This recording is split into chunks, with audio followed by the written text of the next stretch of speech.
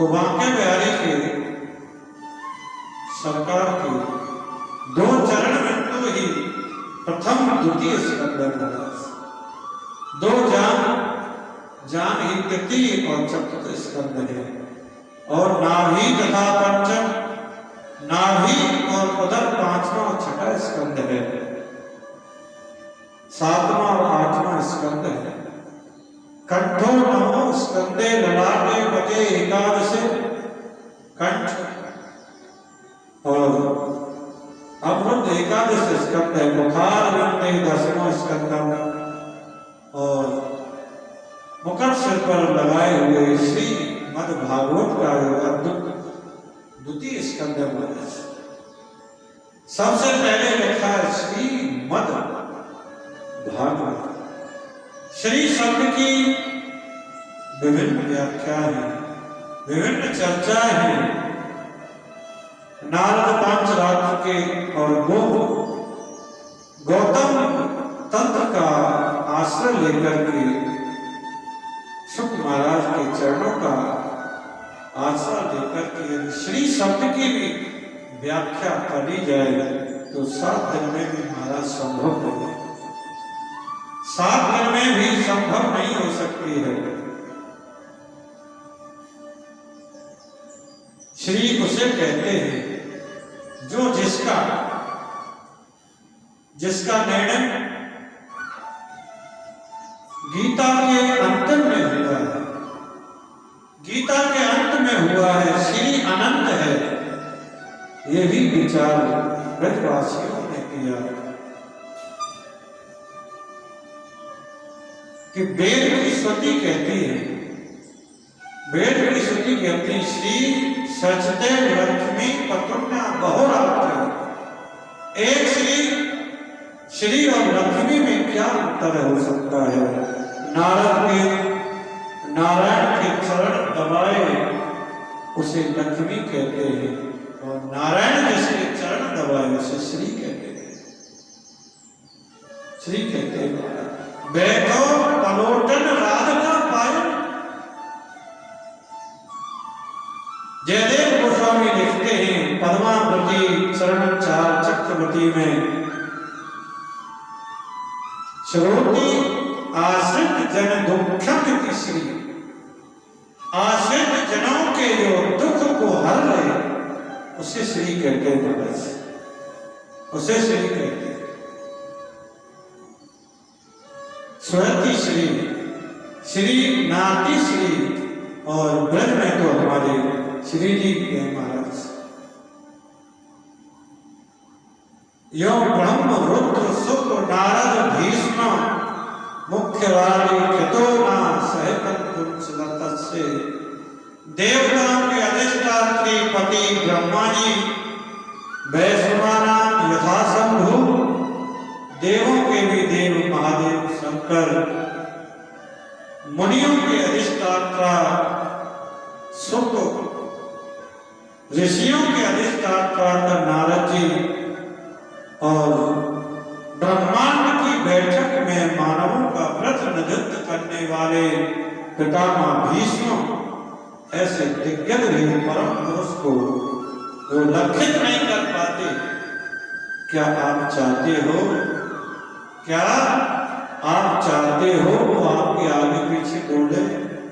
छचियावर छाछ पे नाच नचावर, आप चाहते हो? ये मित्रेण परमानंदम, ये मित्र परमानंदम। यहाँ सुखदेव जी मित्र शब्द की, मित्र कितनी बड़ी स्थिति है महाराज, मित्र कितनी बड़ी स्थिति है, आप विचार करके देखो। किसी व्यक्ति के पास में अरबों की संपत्ति हो लेकिन मित्र ना हो तो जीवन सूक्ष्म हो जाता है, सूख जाता है।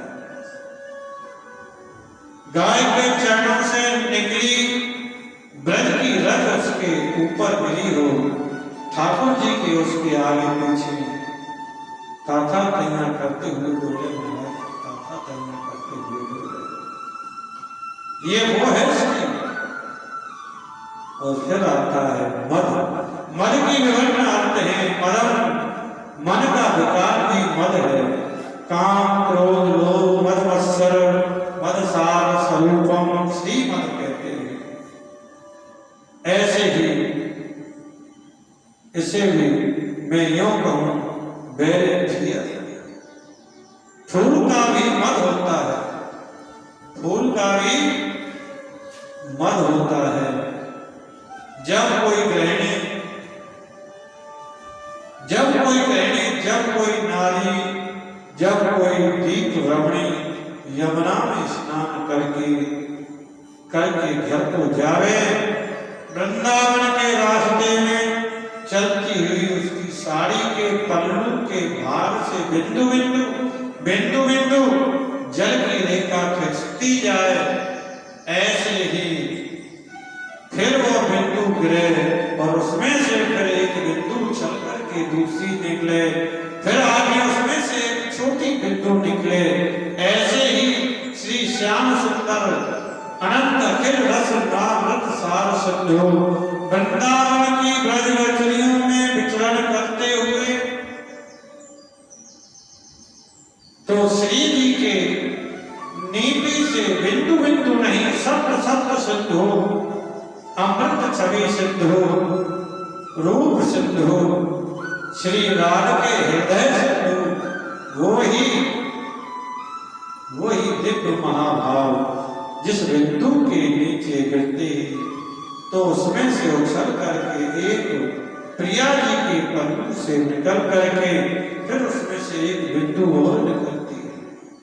वही उछलती हुई बिंदु आगे जाकर के फिर आगे जाती है, फिर उसमें से आगे और एक बिंदु निकलती है। वही महाभाव प्रिया जी के उछल के चलने से ब्रज की दुर्वा में स्थापित हो जाती है और उस दुर्वा के स्थापित होने से गाय के आस्वादन करने से वो गाय में स्थापित हो जाती है। गाय में स्थापित होने से गाय दोहन और सेवा करने से वो दूध में स्थापित हो जाती है और वो दूध में स्थापित होने से वो दूध का आस्वादन लेने से ग्वालों में स्थापित हो जाती है और ग्वालों में स्थापित होने से सत्तों में स्थापित हो जाती है और वो सत्तों में स्थापित होने से सब ब्रजवासियों में स्थापित हो जाती है और वही संतों में पहुंच जाती है और वो चलती हुई वही दीप करण आज वो रस सिंधु आपके इस आनंद में प्रवाहित हो गए हैं महाराज। ये है श्री मद, इसे कहते हैं श्री का परमानंद परम स्वरूप है। ये श्री जी का मद है। ये अति दुर्लभ विषय है। जैसे कोई सेठ अपने धन को कमा करके लाए और धन को कमा करके ला करके अपनी सेठानी को समर्पित कर दे महाराज और सेठानी उस धन को लेकर के अपनी अलमारी में रख दे, तिजोरी में लगा करके रख दे, चाबी लगा के रख दे और एक दिन ना जाने उस सेठानी बावली हो जाए। बावली होकर के अपने साड़ी के पल्लू को लेकर के अपनी तिजोरी को खोलती है और उसमें से जितने हीरे जवाहरात के हार हैं, पैसे हैं, गहने मणि माणिक हैं, सबको अपनी झोली में भर लेती है और झोली में भर करके अपनी महल की अटारका पर जाकर के ये लोग ब्रजवासी लुटाती है महाराज को, जो जिनमें 500 रुपया भी ना कमा सके उसके हाथ में लाखों का हार आ गया। लोग तो सब यही कहें ऐसी सेठानी तो रोज ही बावली प्रयोग करें, इसे कहते हैं श्री जी का पद। ऐसे ही श्री जी जब घर में आती है तो अपनी कृपा अपने भक्तों पर ऐसे लुटाती है कि भक्तों का जीवन श्रेष्ठ धन हो जाता है। ये है श्री भक्त श्री का। फिर आती है भागवत। भा माने कहते हैं भक्ति और गा माने ज्ञान और वा माने वैराग्य, ता माने तापने वाला। भागवत जिसमें भक्ति ज्ञान वैराग्य का संगम है उसे भागवत कहते हैं। उसे भागवत कहते हैं। भागुदेव बहुजन समर्जतेन सत्संगम च लभते पुरुषो यदापि। एक जन्म का नहीं, अनंत जन्मों के जब तुम्हारे पुण्य एकत्रित होते हैं तब जाकर के तुम्हारा मन भक्ति में, अनुष्ठान में, गोविंद की सत्संग कीर्तन में लग जाता है। उससे पहले संभव नहीं। और गोविंद चाहे वो ही सुन सकता है, बाकी दूसरा तो कोई सुन ही नहीं सकता है। ये ऐसी दिव्य भागवत ठाकुर जी की दिव्य लीला। श्रीमद् भागवत की कथा की पद्धति क्या है, उस कथा का श्रवण नैम क्या है, क्यों सुनी जाती है भागवत की कथा। जिन बातों का जिसमें विशुद्ध विवेचन होता है उसे महात्म कहते हैं। श्रीमद् भागवत जी के महात्म का वर्णन करते हैं। श्रीमती नंदा देवी आकर के कई व्यवधान आकर्षित खड़ा कर दे, इसीलिए जय श्री कृष्ण तो बोलना ही चाहिए, जय श्री कृष्ण। क्योंकि जिस वक्त राम जी रावण को मार करके आए तो कुंभकर्ण की पत्नी का नाम है निद्रा देवी। पत्नियां तो उनकी और भी थी, लेकिन निद्रा को भी उनकी पत्नी कहते हैं। निद्रा को भी उनकी पत्नी कहते हैं। और जैसे ही राम जी कुंभकर्ण को मारा तो कुंभकर्ण की पत्नी निद्रा आई और कहने लगी राम जी से, आपके वैकुंठ में ताला नहीं लगवाया तो मेरा भी नाम निद्रा नहीं। राम जी ने कहा, देवी तुम वैकुंठ में ताला कैसे लगवाओगी? वैकुंठ में ताला कैसे लगवाओगी? बोले मैं बताओ वैकुंठ में जाता कौन? बोले वैकुंठ में तो वही जाते हैं जो कथा सुनते हैं, कीर्तन करते हैं, भगवान का स्मरण करते हैं, भजन करते हैं, पूजा पाठ करते हैं, जो मेरा चिंतन करते रहते हैं। बोले बस वही तो तरीका है, वही तो तरीका है। जहां भी कथा हो रही होगी, कीर्तन हो रहा होगा, सत्संग हो रहा होगा, श्रोताओं के सिर पर जाकर के बैठ जाओगे। जब श्रोता सुनेंगे ही नहीं तो वैकुंठ कौन जाएगा? व्यास जी कहते रहेंगे, श्रोता झोंका लेते रहेंगे, तो फिर खाली गोदाम में तो ताला ही लगवाना पड़ता है। तो राम जी ने कहा ये तो बरोबर है देवी, लेकिन अपन भी एक नेम लगाते हैं, हर 5 मिनट के बाद जय श्री कृष्ण बुलवा दिया करेंगे। बोलो जय श्री कृष्ण। जय श्री कृष्ण सुनकर तो तुमको जाना ही पड़ेगा पंडाल छोड़ करके। जय श्री कृष्ण बोलने से तो तुम्हें जाना ही पड़ेगा। इसीलिए कहीं वो निद्रा देवी आकर के व्यवधान ना खड़ा कर दे, उसके लिए जय श्री कृष्ण। सच्चिदानंद रूपाय विशोत्पत्त्यादिहेतवे तापत्रे विनाशाय श्री कृष्णाय नमः। जीवन में 3 बातें बहुत समझ लेते हैं, सत्य, चित्त और आनंद। सत्य क्या है, चित्त क्या है और आनंद क्या है? सत्य माने पहले सत्य था, मध्य में सत्य है और अंत में जो बसता है उसे भी सत्य कहते हैं। चित्त माने विकास। मुझे कोई पत्र पढ़ना है, कोई ग्रंथ पढ़ना है, कोई लेटर पढ़ना है, तो मुझे प्रकाश की जरूरत पड़ती है, लेकिन जो स्वयं प्रकाश स्वरूप है, सारी दुनिया को जो प्रकाशित करने वाला है उसे चित्त कहते हैं। और तीसरी बात है महाराज आनंद की। आनंद की परिभाषा बड़ी विचित्र शास्त्रों में कही गई है। डबलर गद्दे पर शयन करने का नाम आनंद नहीं है।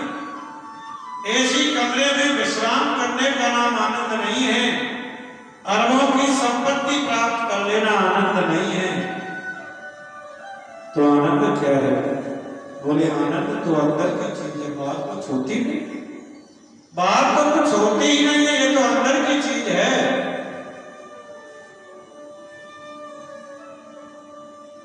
एक ने कहा महाराज दुनिया में जितने भी शब्द हैं सबका उल्टा उल्टा सा कुछ में होता है, लेकिन आनंद का उल्टा कभी आज तक बना नहीं। दिन का उल्टा रात्रि है, विद्वान का मूर्ख है, धनवान का निर्धन है, लेकिन आनंद का उल्टा कभी नहीं होता।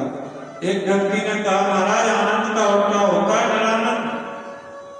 हमने कहा महाराज डरा तो तुमने अपनी तरफ से लगा दिया, आनंद तो जैसे का तैसा है, उसको उलट भी नहीं किया जा सकता, आनंद को बदला नहीं जा सकता। क्यों? क्योंकि आनंद स्वयं राम है, आनंद स्वयं कृष्ण है। तभी तो हम कहते हैं ठाकुर जी का जन्म उत्सव होता है तो बोलते हैं ना नंद घर आनंद भर। नंद घर कृष्ण हुआ ऐसा नहीं कहते, नंद घर गोविंद हुआ ऐसा नहीं कहते, नंद घर आनंद भयो जय जय। क्योंकि आनंद स्वयं राम है, आनंद स्वयं कृष्ण है। जो विश्व को बनाता है उसका पालन करते हैं और उसमें लय कर देते हैं, जिसकी कृपा विलासता से सारा संसार चलता है।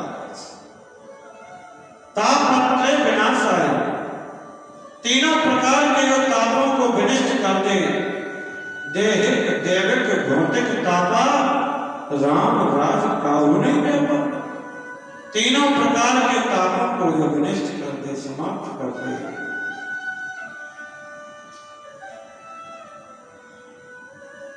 कोई तन दुखी, कोई मन दुखी, कोई धन में रहते उदास, थोड़े थोड़े सब दुखी, सुखी राम के दास। एक भी व्यक्ति, कविता जी कहते हैं कोई तन दुखी, कोई मन दुखी, कोई धन में रहते दास, थोड़े थोड़े सब दुखी, सुखी राम के दास। सुखी तो वही है जो गोविंद के दास हैं, गोविंद के प्रेमी हैं, कन्हैया के प्यारे हैं, जो उसको भजते हैं वही सुखी हैं, बाकी तो कोई सुखी नहीं। एक भी व्यक्ति संसार में ऐसा नहीं कर सकता जो छाती पर हाथ रख करके ये कहे कि मैं सुखी हूं महाराज, मैं सुखी हूं। कोई तन से दुखी है तो कोई मन से दुखी है। 5-5 हजार करोड़ का टर्नओवर करते हैं, लेकिन खाते क्या है? मूंग की दाल के सूखा फल। अरे मैंने कहा महाराज ये आप क्या खाते हो? सेठ जी ये क्या अरबों की संपत्ति होगी? मूंग की दाल के पानी से सूखा फलता? अरे महाराज डॉक्टर ने मना किया है, ब्लड प्रेशर हाई हो जाएगा, कोलेस्ट्रॉल बढ़ जाएगा, पढ़कर काम रखो, बीपी हाई हो जाएगा। अरबों की संपत्ति है, लेकिन खाते क्या है? सूखी दाल के पानी से सूखा फलता। किसी को किसी बात की कमी है, किसी को किसी बात की कमी है। पता ये चाहते थे मन बड़ा, बड़ी इंडस्ट्री है, बड़ा सब कुछ है, अपने बेटे का विवाह अच्छे खानदान में करेंगे, बड़ा पवित्र खानदान है उसमें करूंगा। लेकिन पुत्र तो घर की नौकरानी लेकर के भाग गया। पिताजी चाहते थे ऐसा हो, लेकिन हो कुछ हो गया। और कोई धनवेंद्र है दास, बेचारा मजदूर सारी झाड़ी बिल्डिंगों पर डिस्टर्ब करता है, शाम को मजदूरी मिलती है, पत्नी को खिलाए कि बच्चों को खिलाए कि कमरे का किराया है, क्या करे समझ नहीं। सुखी कोई नहीं है। जिसके पास अरबों की संपत्ति है वो भी सुखी नहीं है, और जिसके पास एक टाइम के भोजन की व्यवस्था है वो भी सुखी नहीं है। सुखी तो केवल एक है जो गोविंद के, धनी तो वही है जो गोविंद का स्मरण करते हैं। कबीरा समझ निर्धना धनवंता नहीं कोई, और धनवंता सो जानिए जिनके पास राम नाम धन। धनी तो वही है जिसके पास में राम नाम रूपी धन है, गोविंद नाम रूपी धन लिया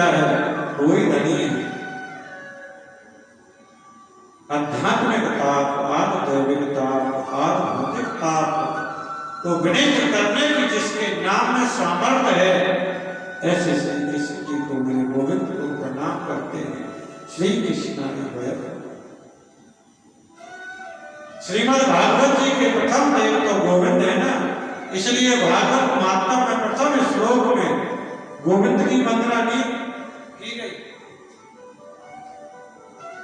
आचार्य व्यास जी विचार कर रहे गोविंद की ये कोई गोविंद परम ग्रंथ नहीं है, भागवत कोई शिव परम ग्रंथ नहीं है, कोई राम परम ग्रंथ नहीं है।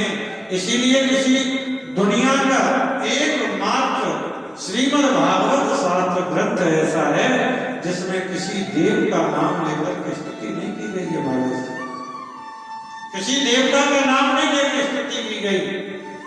भागवत में तो सिर्फ सत्य की स्तुति की गई है। सत्य में ही सारी दुनिया प्रतिष्ठित है। सत्य ही नारायण है और नारायण ही सत्य है।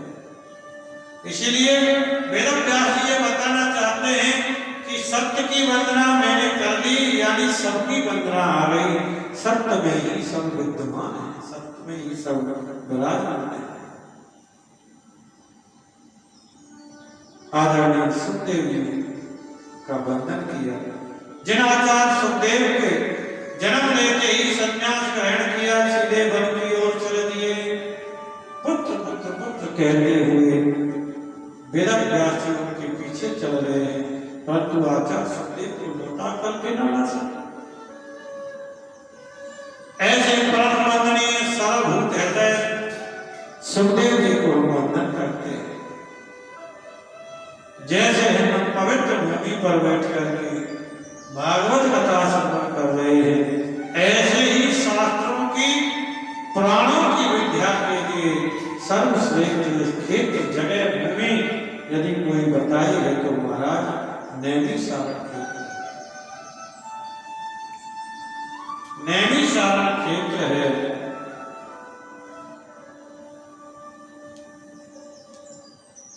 जो बड़ी पवित्र भूमि 88,000 सप्त विराजमान है, और वे सभी ऋषि ग्रस्त ऋषि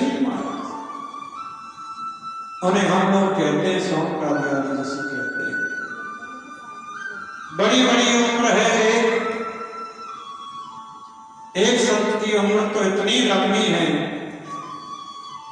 कि जिनके जीवन में कितनी बार इंद्र बदल चुके। एक सदग्रस्त ऋषि की ऐसे 88,000 सप्त जन विराजमान है। महाराज नित्य नैमिष कर्म से निवृत्त होकर के प्रातः काल जब बैठे थे, बस उन संतों की मंडली के मध्य में श्री सूजी का आगमन हो गया। बस सूजी का आगमन हो गया।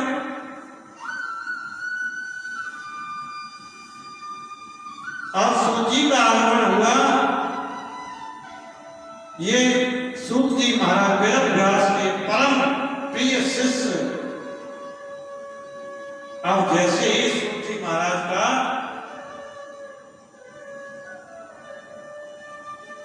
संत मंडली के मध्य में आगमन हुआ तो सभी संत ऋषिगण खड़े हो गए।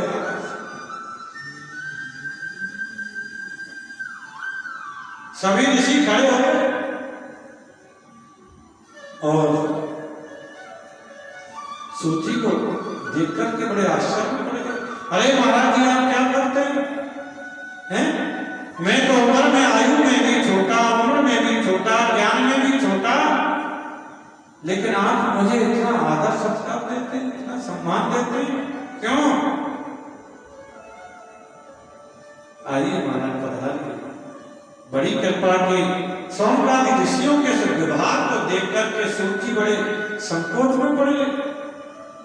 आप लोग ये क्या करते हैं महाराज? मुझे देख करके खड़े हो गए, इतना आदर सत्कार करते हैं, क्यों?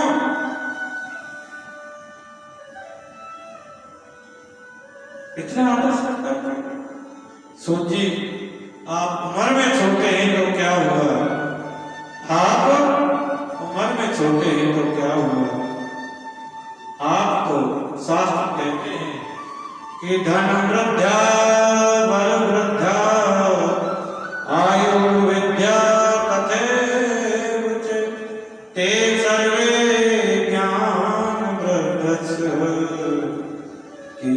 आशीष किंकर।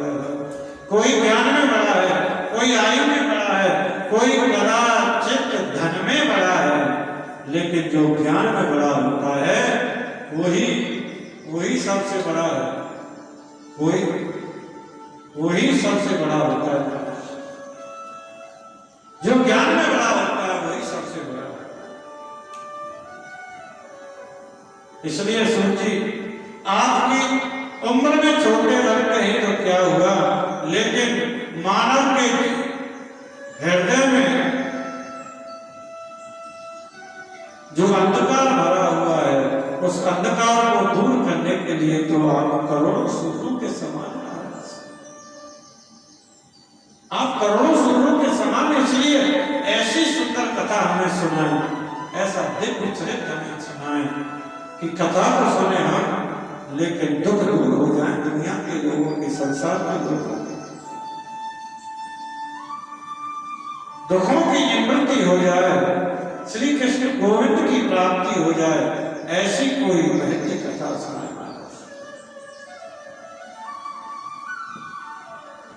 महात्मा संतों के पास में जाकर के कभी ये प्रश्न मत करो कि फैक्ट्री कैसे चलेगी। संत महात्माओं के पास में ये जाकर के कभी प्रश्न मत करो कि बहू के बेटा होगा वो बेटी। संत महात्माओं के पास में जाकर के तो एक ही प्रश्न करो कि महाराज गोविंद मिलेंगे कैसे, कन्हैया कैसे मिलेंगे। यदि ये प्रश्न किया है तो सार्थक है, बाकी तो सब व्यर्थ के प्रश्न है। और कहते हैं संत का कण, अन्न का कण और संत का कण कभी बर्बाद नहीं करना चाहिए, कभी बर्बाद नहीं करना चाहिए। जो थाली में हमको भोजन प्राप्त होता है उसमें एक भी कण का बर्बाद नहीं होना चाहिए। सोमकादि ऋषियों ने श्री सूत जी से यही पूछा कि संसार के लोगों को गोविंद की प्राप्ति कैसे हो, ऐसा कोई साधन, ऐसा कोई स्मरण कीर्तन बताएं जिससे गोविंद मिल जाए। इसको सुनकर के सूत जी बड़े गदगद हुए, बड़े आनंदित हुए और ऋषियों से बोले आपने बिल्कुल सही प्रश्न किया, बिल्कुल सही प्रश्न किया। हम लोगों का जीवन क्या है, हम जन्म लेते हैं, बड़े होते हैं, लंबे होते हैं, युवा होते हैं, वृद्ध होते हैं और मर जाते हैं। जीवन के पहलुओं को कभी हमने समझने का प्रयास नहीं किया। लोग जीवन को ऐसे ही बर्बाद कर देते हैं। मैं कैसे कितने लोगों को जानता हूं, जो ताश की बाजी लग जाए तो सुबह से शाम हो जाती है, बाजी पर बाजी चलती है, लेकिन उन्हें ना भूख लगती है ना प्यास लगती है। कैसा उनका मन उसमें रहता है। और वही व्यक्ति यदि गलती से यदि कथा में आके बैठ जाए तो 3 घंटे की कथा में महाराज 30 बार नहीं देखते हैं कब छुट्टी हो, कब यहाँ से भागे, कब छुट्टी हो, कब भागे यहाँ से। ऐसी दुष्ट प्रवृत्तियां इतनी बढ़ गई हैं कि भगवत कार्यों में संकोच लगता है हमको, और व्यर्थ के कार्यों में के लिए हमारे पास बहुत समय रहता है।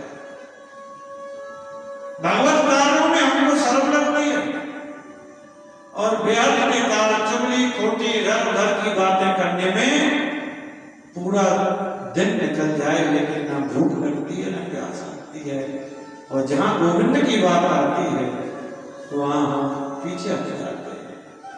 जिस परमात्मा की अधिष्ठ सत्ता की वजह से, कृपा विलासता की वजह से हमें ये देह 84 लाख योनियों में से मानव शरीर मिला है। मानव शरीर को पाकर के जीव ऐसे ही व्यर्थ में गंवा देता है, उससे बड़ा ना समझ और कौन हो सकता है, उससे बड़ा ना समझ और कौन हो सकता है। तो ये जो प्रवृत्ति हमारी हो गई है कभी उपयोग नहीं है।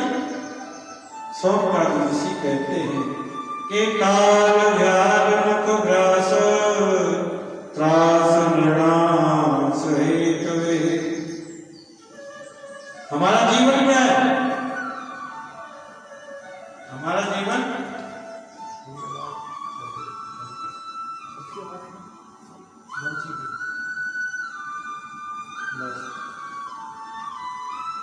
हमारा जीवन क्या है? एक बहुत बड़ा अजगर अपने मुंह को खोले हुए बैठा हुआ है। ये सारा संसार काल के मुख में ही तो है।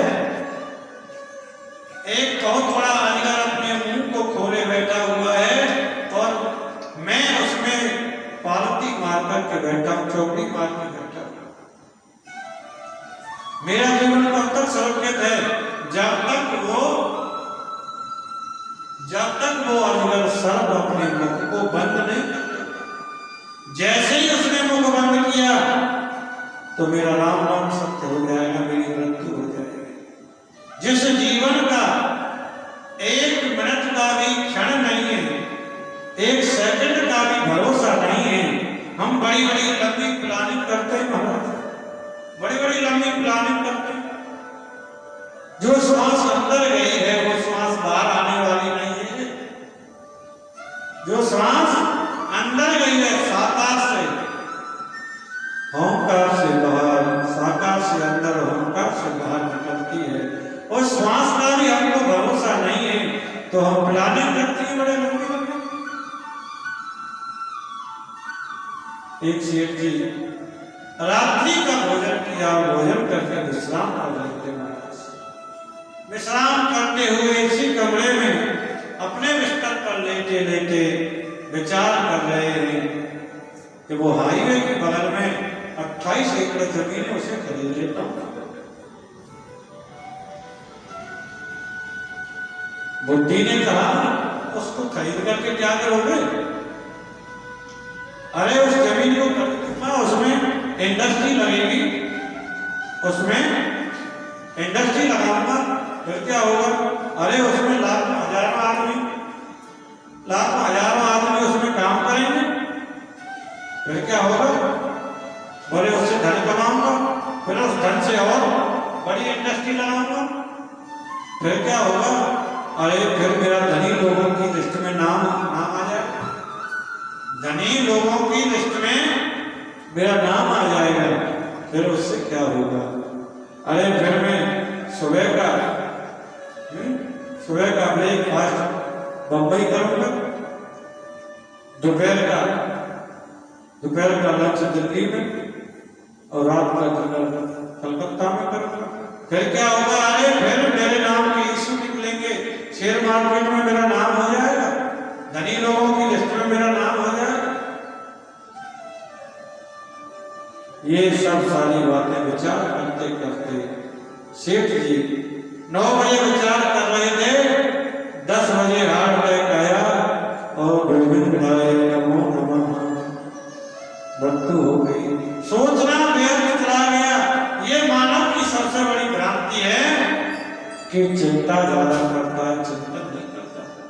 यदि चिंतन करे तो जीवन में चिंता को घटाओ, चिंतन को बढ़ाओ, यही मुक्ति का सार है, यही तो मुक्ति का सार है। अब चिंतन कैसे बढ़े, चिंता से मुक्ति कैसे मिले, यही तो सिखाती है हमें कथा, यही तो सिखाती है भागवत की कथा। भागवत सुनने से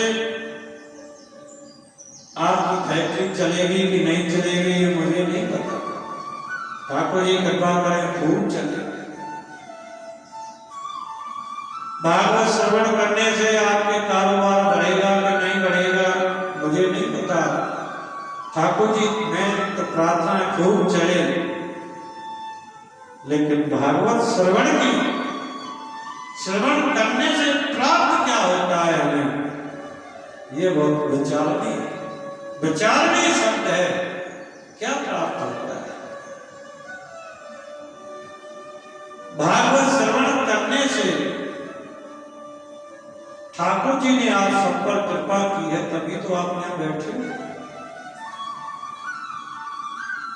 जैसे कि कंपनी वालों का फोन आया